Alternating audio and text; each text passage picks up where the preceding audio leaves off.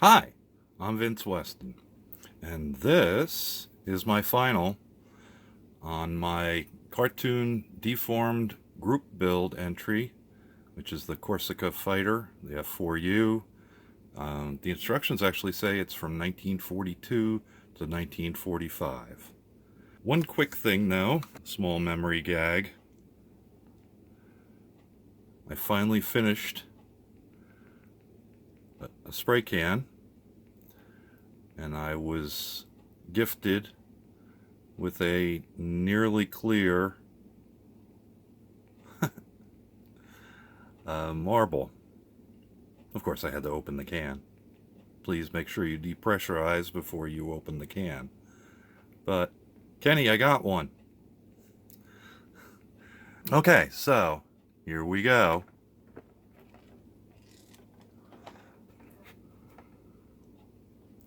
So this is what I got. He's a cute plane. I'll just give him a little spin first, and then we'll give you a little chatting at.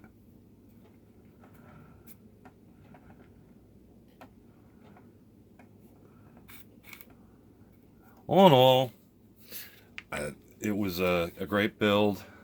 As typical for me, I had self-inflicted painting issues, but we won't go into those details. I did start with the cockpit as you normally would, since you got to put it in the fuselage first. And the cute planes do come with 2 gauge walls. The one like this, which has got them printed on it, and a flat one. I used the flat one because the decal, which was my test of their decals, went on that better. So, turned out really well. I did a little detail painting on the inside, in the cockpit. Here's a quick picture or two of what it came out.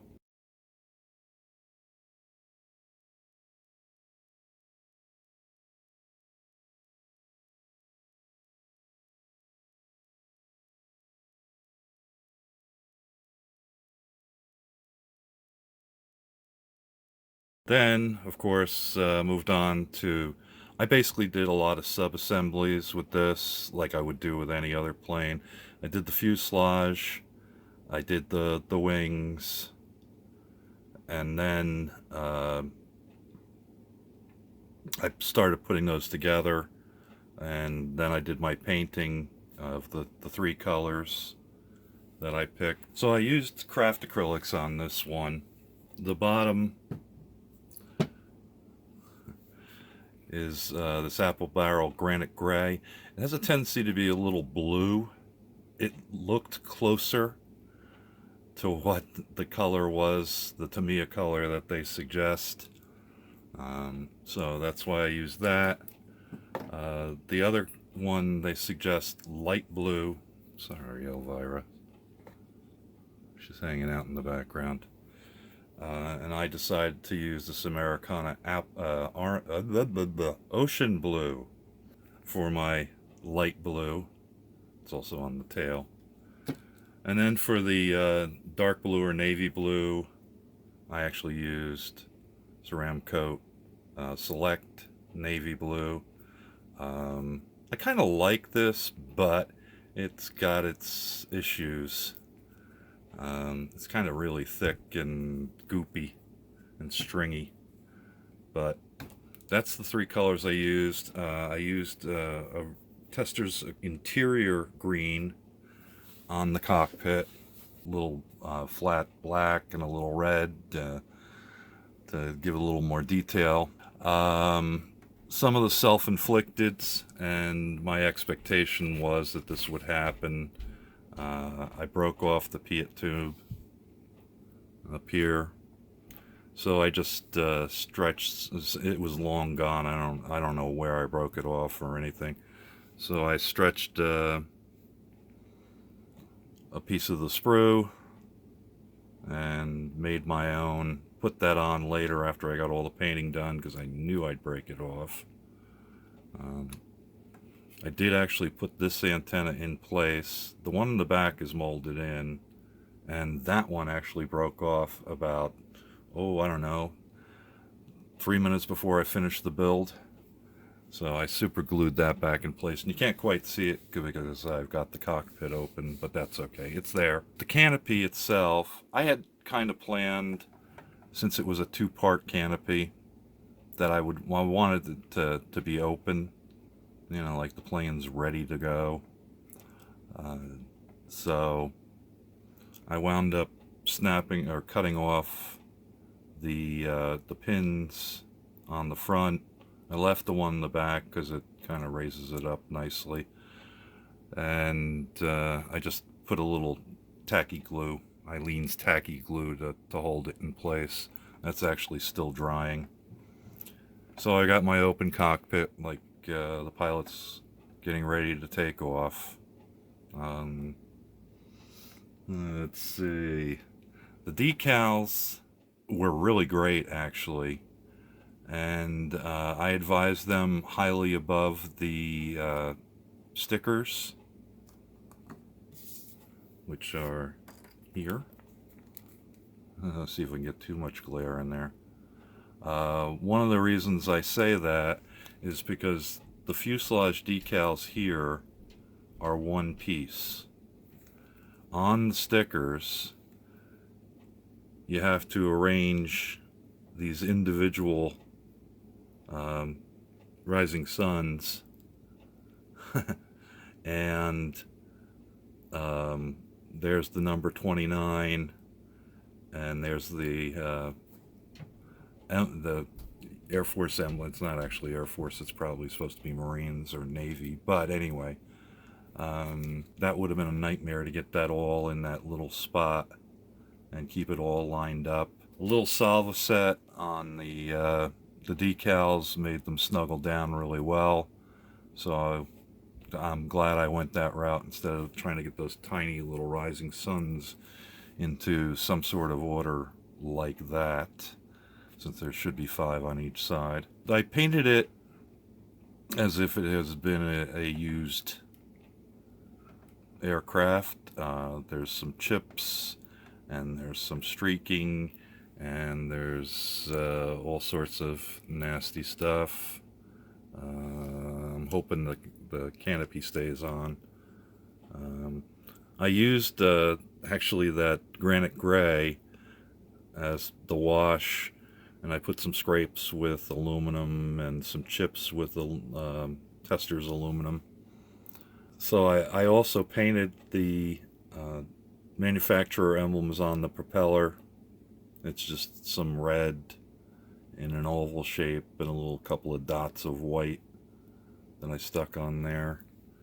I can show you the bottom. Hopefully the canopy won't fall off. It's got its 4 missiles. It's 2 drop tanks. When you're doing an island hopping, you definitely would want two auxiliary tanks. I did use some charcoal on the wheels, charcoal paint on the wheels to give them a little worn look after I painted them flat black. And the engine, I just basically did some aluminum paint. It's going in and out of focus because my big fat finger, on the metals, and then stuck some flat black in there. So that's the bottom. Oh, the wings, well, we'll go into the features. The rudder moves very nicely, and I'm probably not going to do both of these, but they both, the wings do fold. You can pose them folded if you wish. A lot of the parts I didn't glue. Most of the main structure I did, because I wanted to beat on the seams that run down the middle of the fuselage and on the ailerons and down inside. where the wing roots are, down in here. The wing roots were the only place I actually had a gap.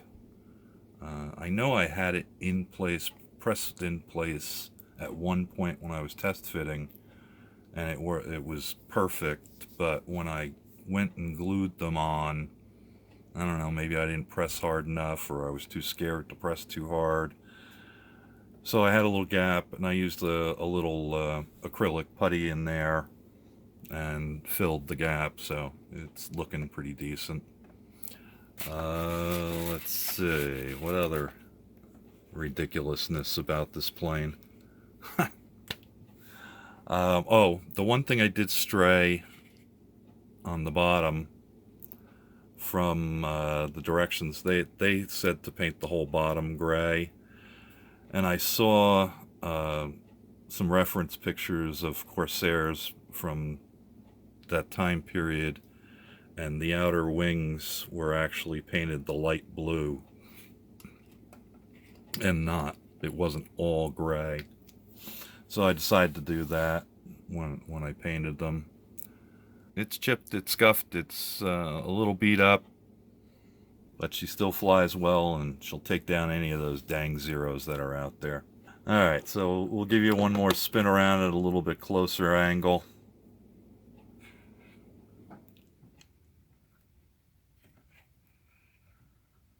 And the box is going to be a little tenuous. Excuse the big fat fingers and the reflection of the light. There really is some nice molding and some good details. As you can see, I picked out some of them for the panels and the rivets. So I'm pretty happy with the way she came out. I can't say anything bad about the Tiger models, these cutie planes. They are a little bit, if you're press fitting them, they are a little tight. One other thing I was going to mention, which I forgot, the rear wheel, I did some surgery on this to make it easier for me to paint, because the instructions are when you put the two fuselage halves together, you have to put that piece in there because there's a inner flat piece that holds it in place, and I really didn't want to do that. So basically I cut it off, drilled and made the proper pieces that I needed to connect, drilled holes and glued that piece inside, the backing piece inside, and then just within the last hour I just glued that back into place, and it came out perfect. I want to thank Tommy and Papa Dan for hosting this again. I'll be in every year as long as I can keep doing it, and as long as they're offering it. Have a good one, and we'll talk to you later. Bye-bye. Thank you for watching Vincent Weston. Models Phone the Dungeon.